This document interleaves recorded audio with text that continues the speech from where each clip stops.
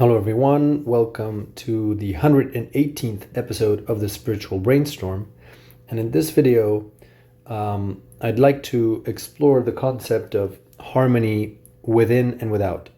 Sorry about my voice. I have a little cold, but hopefully I'll be able to go through this episode without too much trouble. So, let's dive right into it.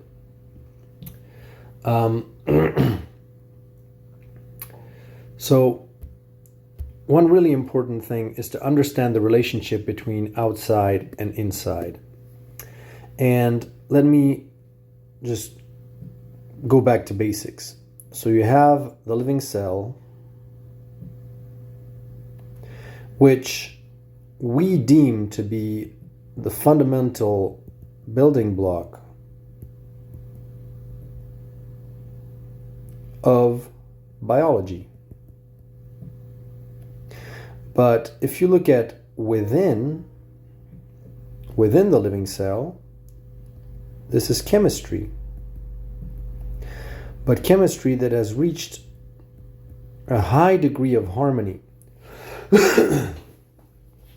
which allows to transition to a reality where you have so much more interactions that are possible. And so then biology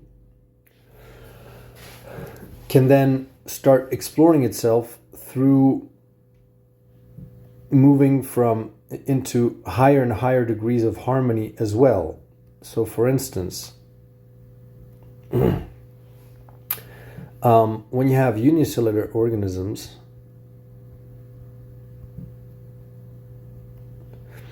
that is a low level of harmony because they're struggling against each other. They're still fighting on the outside. So these living cells are competing for resources and fighting on the outside, even though within there is harmony. That is their chemical balance inside. And that harmony inside serves as an inspiration for reaching higher and higher levels of harmony on the outside, which eventually manifests as, a global organism like a human or something. I promise I'll take drawing lessons at some point. Or an animal. So a human, animal, etc.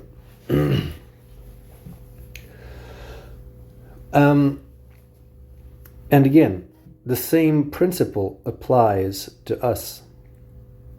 Now, there is a inside-outside relationship between the ecosystem. So, for instance, let me put it this way. So, at the micro level, here at the micro, the balance of the chemistry inside is a mirror to the balance of the chemistry on the planet in which life emerges. Because life cannot emerge on a planet where you just have fiery volcanoes at a 10,000 degree Fahrenheit, a big ball of fire or something. Life cannot emerge either on a frozen planet at minus 500 degrees or something Fahrenheit, or minus 270 degrees Celsius or something. That's also impossible. In order for the living cell to emerge and to exist, in order for life to exist, you have to be within certain parameters. And the planet's chemistry has to be in more or less harmony. That is, you cannot have extreme weather and extreme storms and all that stuff. And you see, the more harmonious the chemistry of the planet, the more the life can spread throughout the planet, and the more life spreads throughout the planet, the more the chemistry is stabilized. So it is a perfect inner-outer relationship with the micro sort of stabilizing the macro and vice versa. Now, you see, if you apply the same for human beings, you could say that we have basically two levels here. Maybe I'll go to another slide. But the human operates on two levels. You have what is inside the body, the physical body, which is a biological ecosystem. And you have the planet,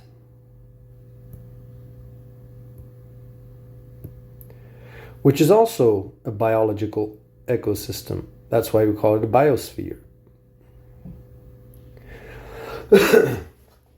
And again, there's an inner-outer kind of relationship of codependency between the two. Now, there are plenty of diseases and problems that we have on our planet. And that we have inside our bodies, which were unknown to us a few hundred or thousand years ago. For instance, cancer has been rising steadily, and it wasn't a very known disease in the past. But you see, the deterioration of the biosphere on the outside has an effect on deteriorating our own inner ecosystem on the inside, and vice versa. So the more we sort of regenerate the planet, the better our bodies heal as well. And there is that kind of relationship as well. It's easier to understand when we're talking about cells and chemistry, because of course that level is kind of farther away from our own, how should I say? Well, there the research subject and what you're searching for is not direct. That is, you're observing something external, and you have it's much easier to sort of observe patterns and things like that on something that is external to you than when you're actually at the same time wearing the hat of the person that has to research things and what you are researching yourself, basically. So it's really, really difficult. We don't have an external kind of point of view on looking at how that relationship actually works. But it does. And of course, for cancer, many are pointing to pollution and pesticides, and pollution also in the form of, radiation, as, for instance, all the 3G, 4G, 5G, and whatever G technologies, and the fact that we're just bathing in a constant ocean of radiation, all of that might be factors for cancer. But you see that this is our outer environment, and that influences our inner environment, of course. Sorry about that. But then we operate on another level yet. And this is, the problem is, for right now, in terms of like sustainable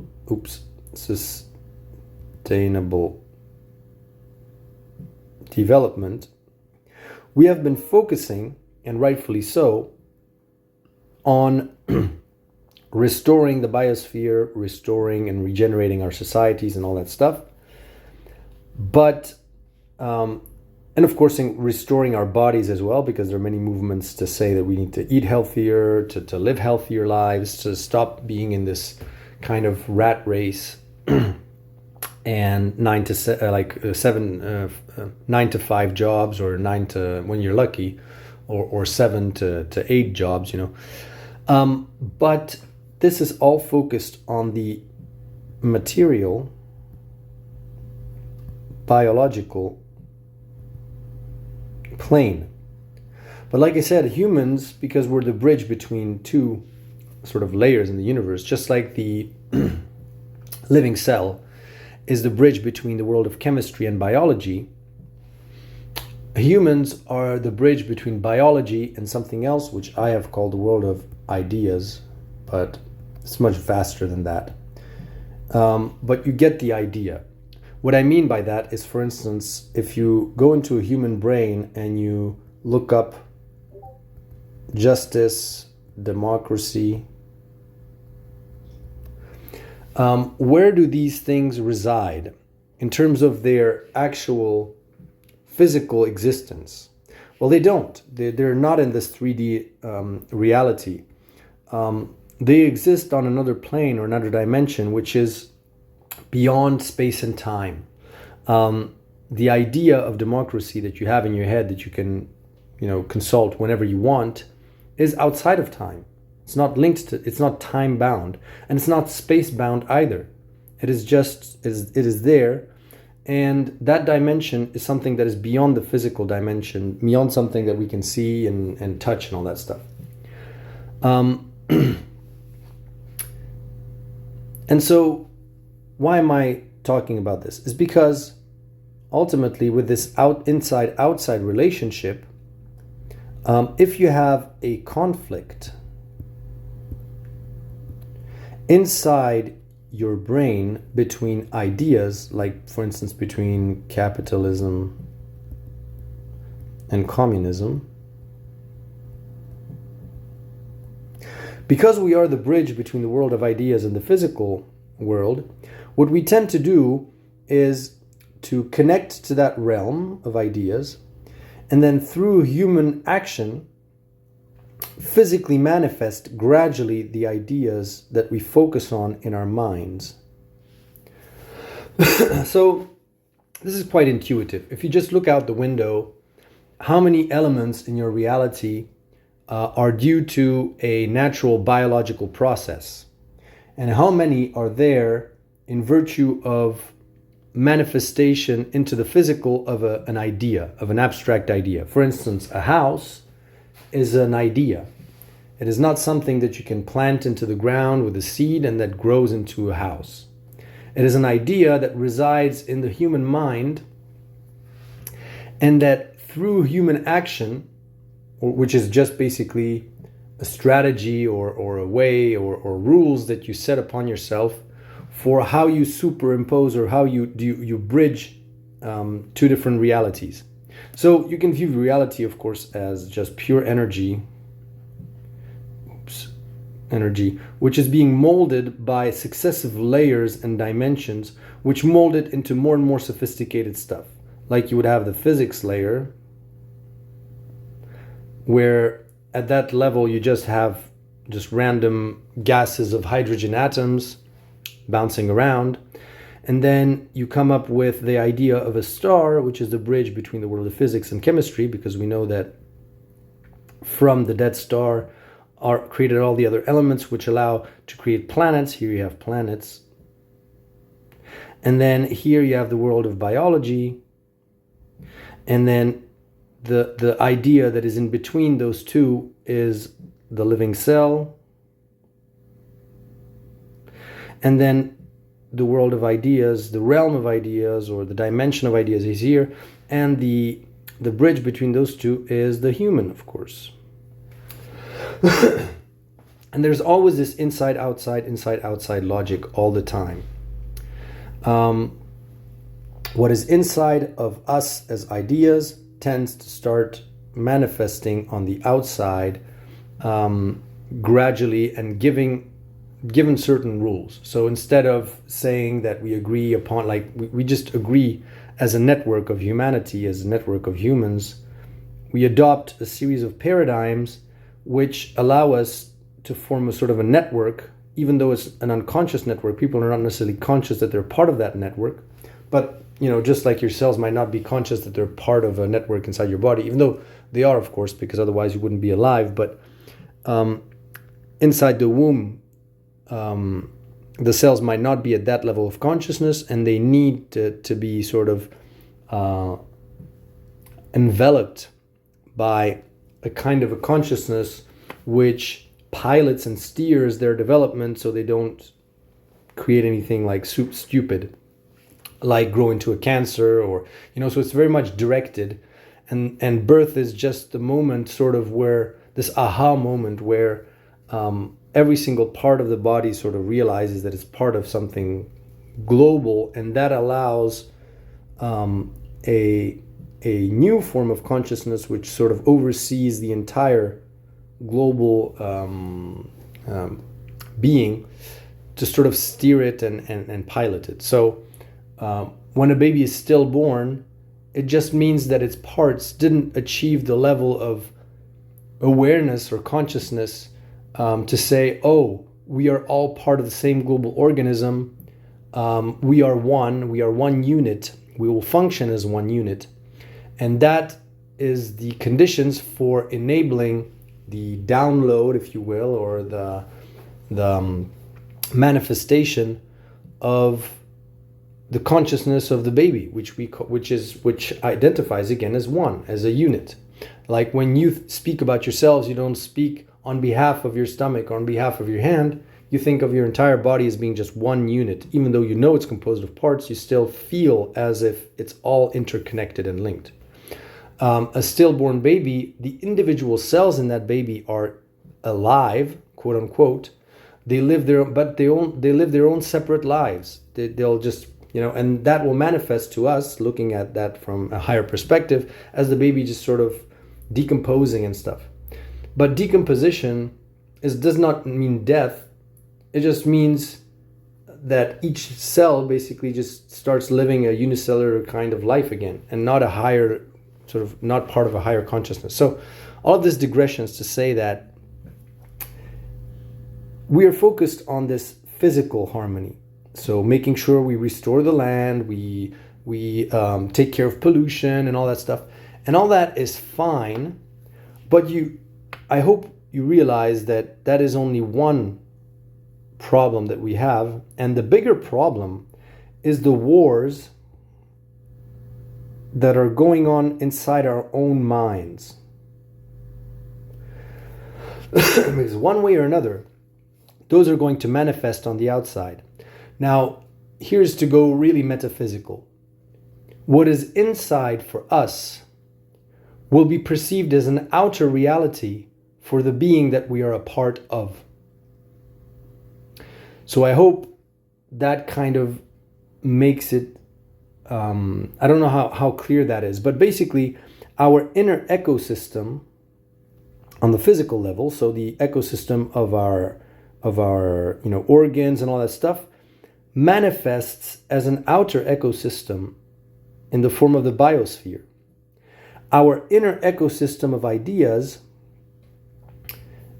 is going to be the world in which the being that is made up of us as cells is going to sort of evolve and roam and have an experience. You see, just like you are kind of as humans, we have an experience that is between two worlds, between the world of ideas and biology, and the being that we are part of will of course, like, it's not so clear cut. So we also kind of have an experience within chemistry and within physics, but not necessarily a conscious awareness. That is, your awareness, your conscious awareness is not let's say attuned to every single atomic what's happening at the level of your atoms, for instance. You're not aware of electrons changing their orbits within your body, but you are aware of certain number of biological things and maybe even a few chemical things. Like, for instance, when you ingest something poisonous or whatever, or some hormones are released in your body. So you are aware of that, and it's a gradient basically. And the more we evolve in consciousness, the more we can expand this.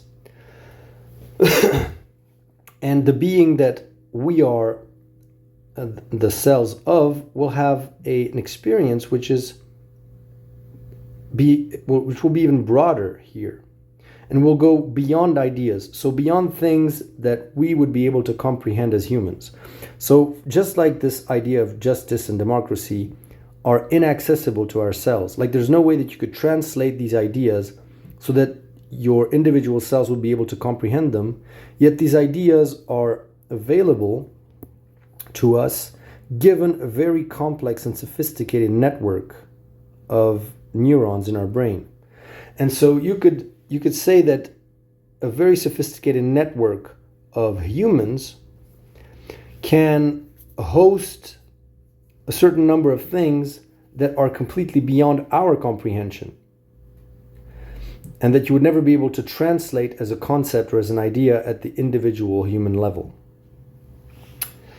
And so imagine that being that we are a part of is supposed to start operating and have its experience, its subjective experience in a reality which is built from the interaction between all of our minds, so to speak, and that reality would be like the realm of ideas as organized and filtered by the level of harmony that we have reached inside. And so it's the same thing. Like if there isn't harmony in terms of the chemistry inside the living cell, it's going to have that is a mirror to terrible chemical conditions in its outer reality, on the planet. And so that's basically the end of life, because life cannot like survive in a very hostile chemical environment.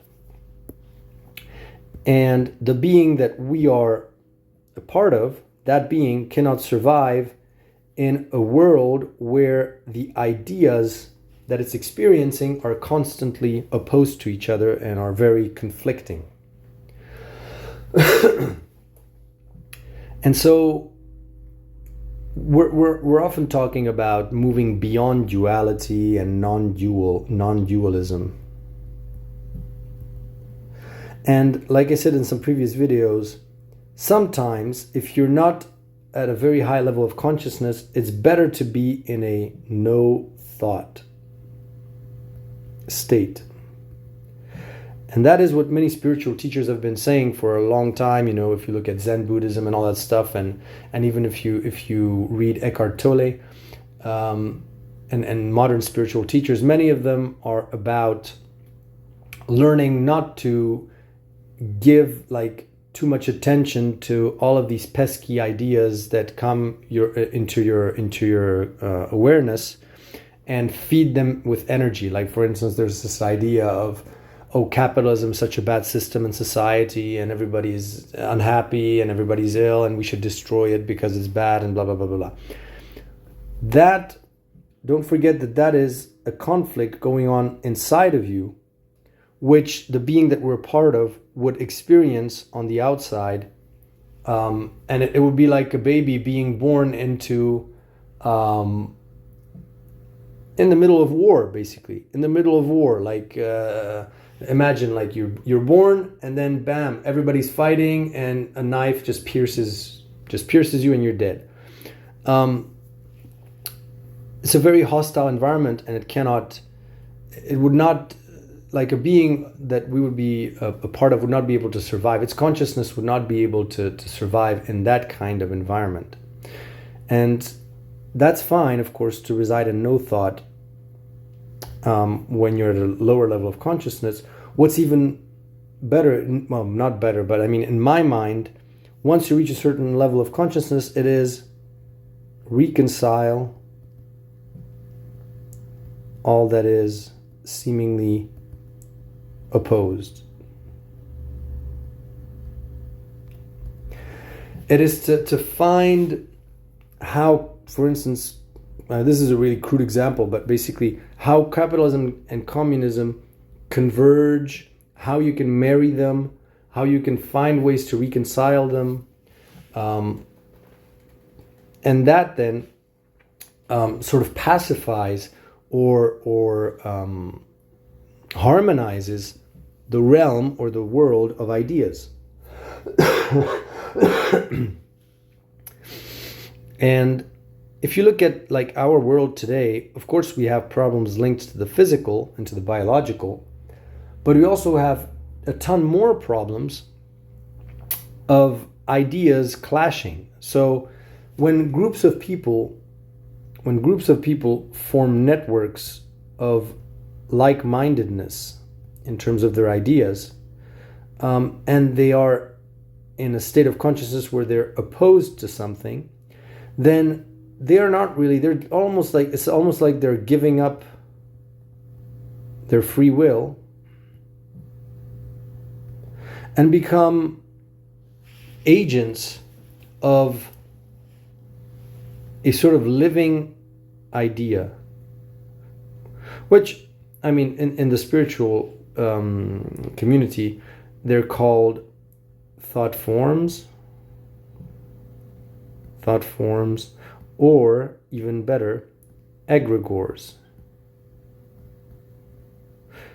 which is basically, it's almost as if you had like unicellular organisms that were bonding together, but they were forming a pluricellular organisms, not out of harmony, out of inner harmony, but with a hostile intention towards the outside. And so that manifests as like if your organs were basically at war with one another. Like your liver would go to war with your stomach, and your hand would go to war with your feet, and I mean, you know, that kind of ridiculous kind of situation.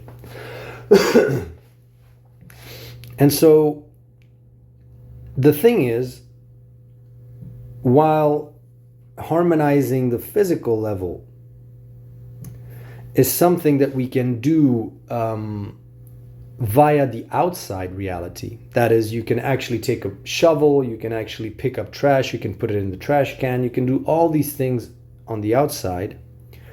Harmonizing the realms of ideas is something that has to be done from within. And so it's a kind of an invisible work. And some people in the spiritual community call that shadow work, but it doesn't really have, I wouldn't call it a specific thing, because shadow work sometimes is very much linked to your own traumas, which are personal, and of course that does help. But there's another dimension beyond shadow work, which is simply linked to ideology, for instance. And many, for instance, if you're in a spiritual community, you do all your shadow work, but you still hold on to the belief that spirituality is much better than atheism, and that all atheists are completely wrong, and they have no reason for what, and they're lost, and they're this and that. Don't forget that that is an idea, and there's a conflict there between somebody that's good, somebody that's bad. You're still stuck in the good versus evil. You're still stuck. So it's more about finding how all of the ideas that we've created, how we can find a way to bring them in harmony. How we can manage to still have, for instance, competition without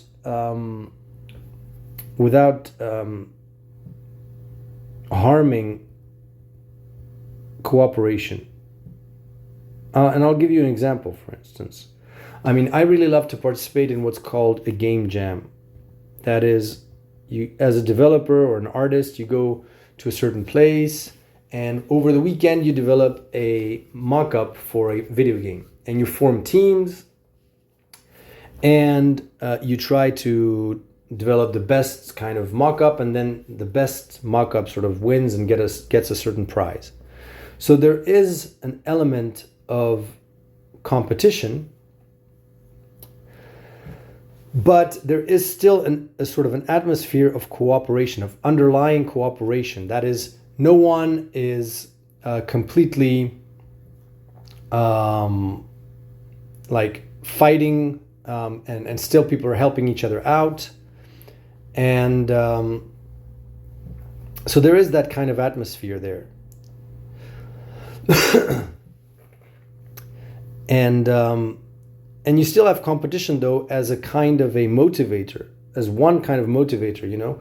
But it's just like when you're playing board games, you're not staking your lives. Your lives are not at stake when you're doing that.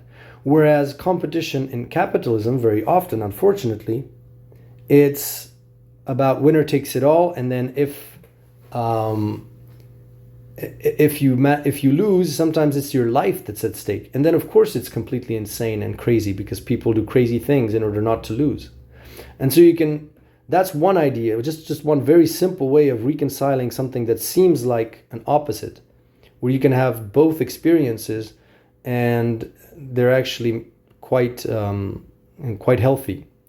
So I hope this was interesting, and talk to you in the next video.